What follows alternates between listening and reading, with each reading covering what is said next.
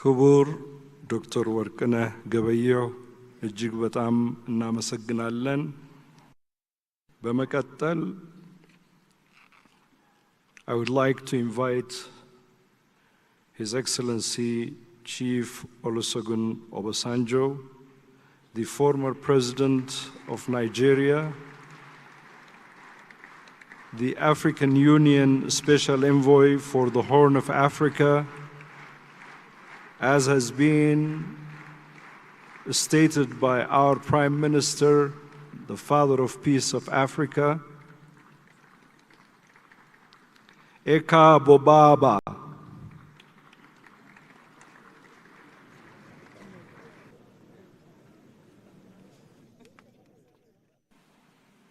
Mr. Prime Minister and brother. ክቡር ጠቅላይ ሚኒስትር ወንድሜ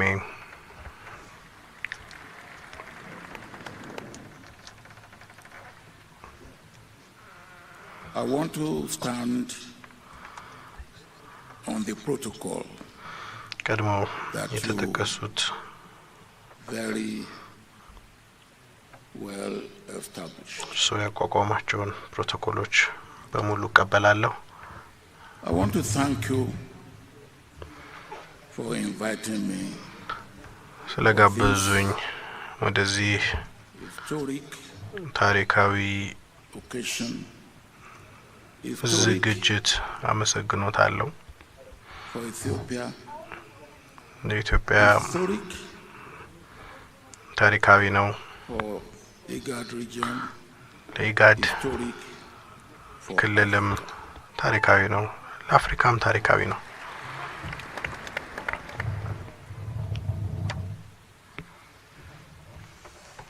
Mr. Prime Minister, ክቡር ጠቅላይ ሚኒስትር let me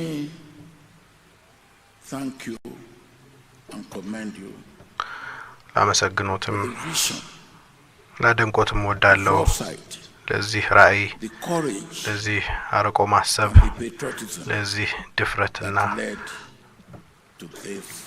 አርበኝነቶት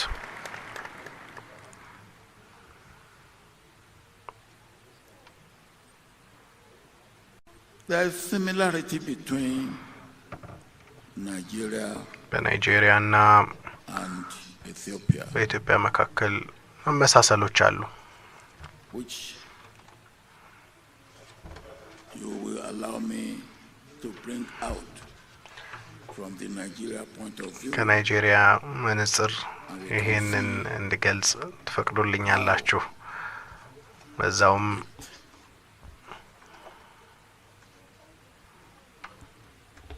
Compares with Ethiopia. ከኢትዮጵያ ጋር እንደሚነጻጸር አሳያለሁ። ሲቪል ቀውስ፣ የእርስ በርስ ቀውስ ችግር አለብን። And I can say, you can say, እኔም that እናንተም fighting a civil ማለት war የምትችሉት is የእርስ more በርስ difficult than ጦርነት fighting a foreign war. ይበልጥ ከውጭ ጠላት ጋር ከመዋጋት በላይ ጎጂ ነው።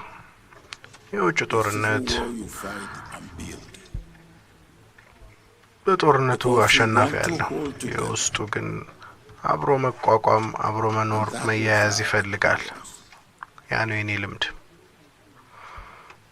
Before the war, ከጦርነቱ በፊት we made every effort ሁሉንም አይነት ጥረት አድርገን to ነበር sustain ፖለቲካውን ለማስቀጠል። we could not. ይህን ማድረግ አልቻልንም። Then we broke into war. ከዛም ወደ ጦርነት ውስጥ ገባን። During the war, በጦርነቱ ወቅት we maintained what we call no victor, no vanquished. አሸናፊ ተሸናፊ የሌለው ጉዞ ጀመረን። እሱም ብቻ አይደለም፣ We provided special condition ልዩ የሆኑ ሁኔታዎችንም አስቀመጠን። way of dealing ከወንድሞቻችንና እህቶቻችን ጋር በሌላው ጽንፍ ካሉት ጋር የተለየ አይነት ግንኙነትን ፈጠርን።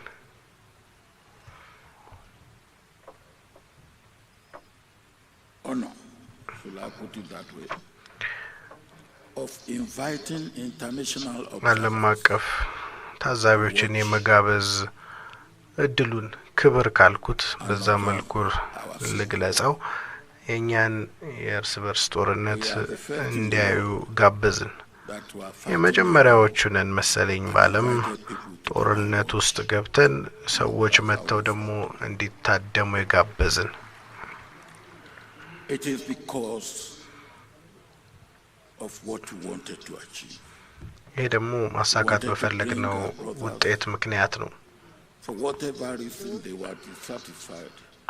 ወንድሞቻችን ባልተስማሙበት ነገር ምንም ነገር ይሁን ምክንያቱ ተመልሰው እንዲመጡ መፈለጋችን ነው። ከጦርነቱ በኋላ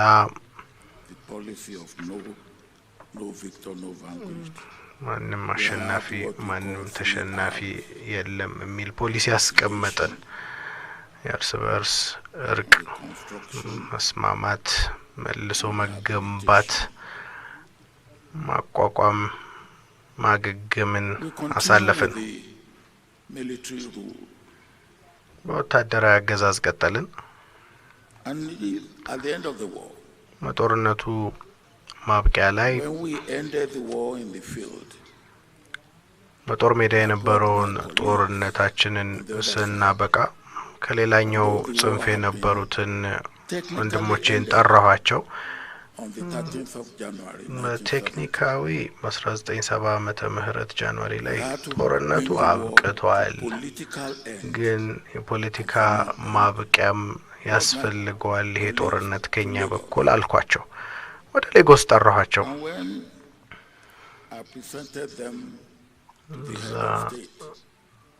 መንግስታዊ መቀመጫው ጋር ካሰባሰብኳቸው በኋላ ወንድሞቼ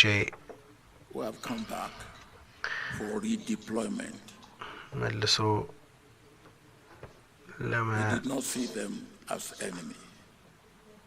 መልሶ የመጡ ወንድሞቻችንን እንደ ጠላት አይደለም ያያናቸው። መልሶ ለመዋጋት የሚመለሱ ነበሩ አብዛኞቹ። የበላይ አመራሮች ተመልሰው አይላኩም ወደ ጦርነት፣ ግን መካከለኞቹን አመራሮች ወደ ሀገር አቀፉ ወታደራዊ ኃይል ውስጥ ማካተት ነበረብን።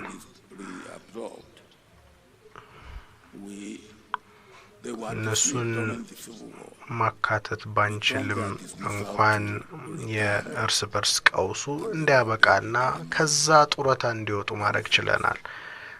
የጡረታ አበልም ድጋፍም እንዲያገኙ አድርገናል።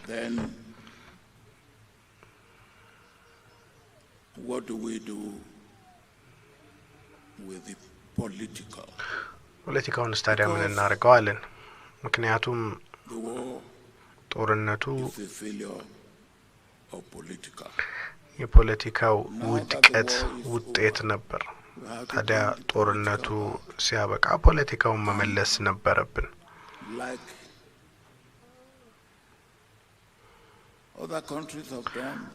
ሌሎች ሀገራቶች እንዳደረጉት ሁሉ እዚህም ዛሬ እያደረግን እንዳለው የፖለቲካ ውይይቶች፣ ሀገራዊ ምክክሮች፣ የፖለቲካ ምክክሮች እንዲደረጉ የራሳችንን የአካባቢ ተወካዮች ጠራን ለዚህ ምክክር። ዝግጅቱም ቢሆን እዚህ ያለው የሀገራዊ ምክክር ኮሚሽን ከሚሰራው ጋር ተመሳሳይ ነው። 4 አመት የሰራው ስራ እዚህ አሁን በቆምንበት መስቀለኛ መንገድ ላይ ሆኜ ሀገራዊ ምክክር ኮሚሽኑን ላደንቅ እፈልጋለሁ ለሰሯቸው ስራዎች እንዲሁም ላጠናቀቋቸው ዝግጅቶች በሙሉ።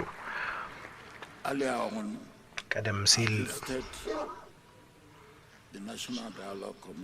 ሀገራዊ ምክክር ኮሚሽኑን መጎብኘት ችዬ ነበር።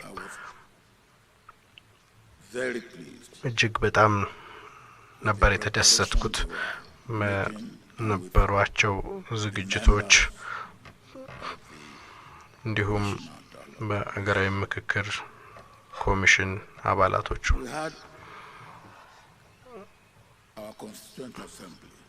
የአካባቢዎች ተወካዮች መጡ ተሰበሰቡ ካለፈው ታሪካችንም ተማርን ምክንያቱም ያ ስብስብ በራሱ አዲስ የህገ መንግስት መሰረት ያቋቋመ ነበር ከዛ በፊት የፓርላመንት አሰራር ነበር የዛ የህገ መንግስት ጉባኤ ፕሬዝዳንታዊ የሆነ ስርዓትን አቋቋመ በዚህ ሁነት ምክንያት የፕሬዝዳንት ስርዓቱ ቀላል ያብላጫ ድምጽ አልነበረም ፕሬዝዳንቱ አሸናፊ እንዲሆን መነሻው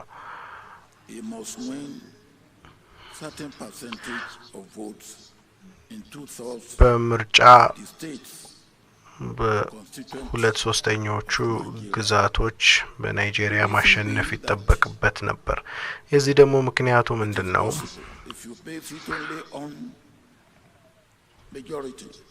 የአብላጫ ድምጽ ላይ ብቻ መመስረት ይቻላል ግን ካሉን 36 ክልሎች ውስጥ አንድ ሶስተኛው ውስጥ አብላጫ ማግኘት ይቻላል ሁለት ሶስተኛው ግን ላይቀበሉት ወይ ደግሞ ሊተውም ይችላሉ እነሱ ይሄ ነው የኛ ልዩ የነበረው ያገራችን ሁነት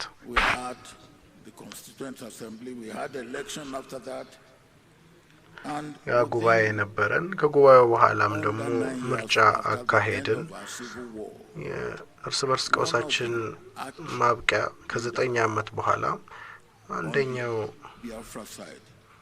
መሪ የነበሩት በቢያፍራስ በኩል የነበሩት የናይጄሪያ ምክትል ፕሬዝዳንት ሆኑ ይሄ የእርስ በርስ ቀውሱ ማብቂያ ላይ ነበር ኋላም መዚሁ ቀጠልን before long after that ብዙ ጊዜያት ሳይቆጠሩ ወታደሮቹ መጡ and the military was accused of all sorts of ወታደሮቹ ብዙ አይነት አሰቃቂ የሆኑ ስራዎችን ወይም ስነ ምግባር የጎደላቸው ምግባሮች ፈጽመዋል ተብለው ተወነጀሉ እኔ በተመለስኩበት ወቅት ለዜጎች ካስረከብኩ በኋላ ከ20 አመት በኋላ ተመለስኩኝ በዛ ወቅት የሰብአዊ መብት ምርመራ ማቋቋም ነበረብኝ ምክንያቱም አብዛኞቹ ቁጥር ያላቸው ወንጀላዎች ወታደሮች ላይ ጣት የሚሰብቁ ነበሩ እኔን ጨምሮ እንደ ወታደር መሪነቴ ስለዚህ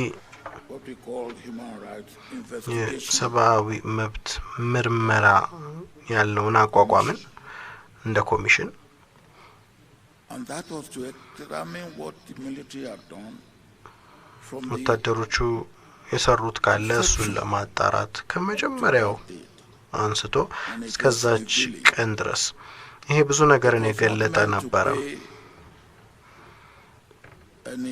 አላማው ማንኛውም አይነት ካሳን መክፈል አልነበረም ሆኖም የመመርመር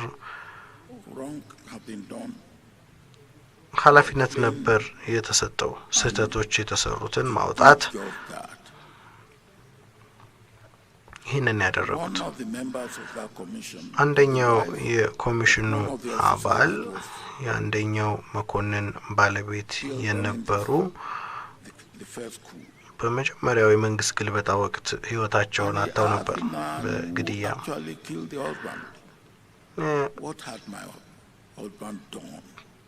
ባልየውን የገደለውን ሰው ምንድን አድርጎ ሆነው ሲባል ፖለቲከኞች ቤት እንዲገነባ ገንዘብ ተሰጥቶት ነበር። አዎ የባል ቤት ገንብቷል፣ ግን ገንዘብ ያገኘው ቤት እንዲገነባ አልነበረም። ብድር ነው ከባንክ የወሰደው። የዚህም ብድር ደግሞ አመጣች ሚስትየው። ይሄ መኮንን በይፋ ወጥቶ ይቅርታ ጠየቀ።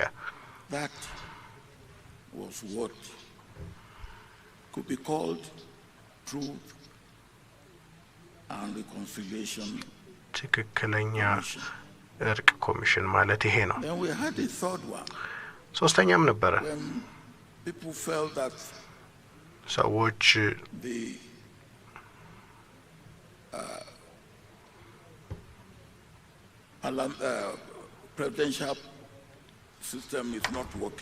የፕሬዝዳንት ስርዓቱ በትክክል እየሰራ ሳይሆን ሲቀር and that we call political conference. የፖለቲካ ኮንፈረንስ የሚባል ተዘጋጀ። When that was completed, we gave it to the National Assembly. የሀገራዊ ጉባኤ ነው እሱ የተቋቋመው። What do I see about what Ethiopia is doing today? ኢትዮጵያ ዛሬ እየሰራችው ካለችው ጋር በተያያዘ ጥንካሬ ነው ያለው፣ እድልንም ያለው። ክቡር ጠቅላይ ሚኒስትር እንዳሉት ታሪክ የእናንተ ጥንካሬ አንዱ አካል ነው። ብዝሃነት የጥንካሬያችሁ አንዱ አካል ነው። ያለፉት ልምዶቻችሁም የጥንካሬያችሁ አካል ናቸው። ዋናው ኃይልም የጥንካሬያችሁ አንድ አካል ነው።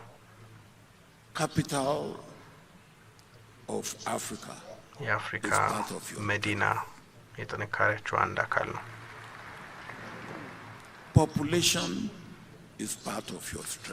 ህዝብ የጥንካሬያችሁ አንድ አካል ነው። ዲያስፖራውም የጥንካሬያችሁ አካል ነው። And the people of Ethiopia, የኢትዮጵያ ህዝብም industrious and hard-working people of Ethiopia, ኢንዱስትሪ ውስጥ በጥንካሬ የሚሰሩ ኢትዮጵያውያኖች የታሪካችሁ አካል ናቸው። Yes. ትክክል ነው። And what are the opportunities? እድሎቹ እነዚህ ናቸው። Historical.